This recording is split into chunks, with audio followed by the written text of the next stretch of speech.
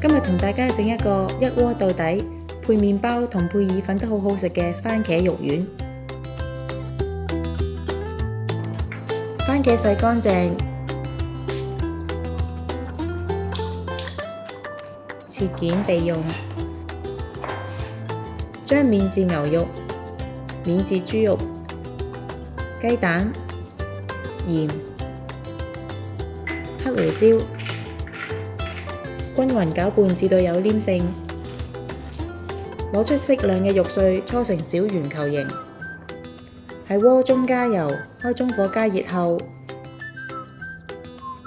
見到有白煙升起，就可以將肉丸放入鍋中，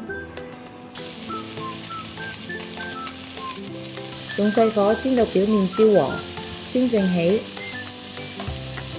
喺同一鍋中加少少油，開中火加熱，加入番茄同埋半茶匙鹽。落鹽嘅作用可以令番茄更容易起沙。之後蓋上鍋蓋，轉細火煮5分鐘。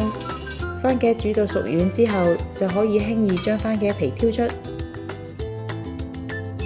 然後再用鑊鏟將番茄壓爛。建議唔使將番茄壓得太爛，可以保留一啲番茄嘅粒粒，口感會更好食㗎。之後將肉丸放回鍋中，燉煮大約5分鐘。最後加入黑胡椒同埋意大利香料，咁就完成啦。鍾意我哋條影片嘅朋友可以 Like、Subscribe、Share， 同埋記得撳着個鐘仔，可以第一時間收到我哋嘅最新資訊同埋影片。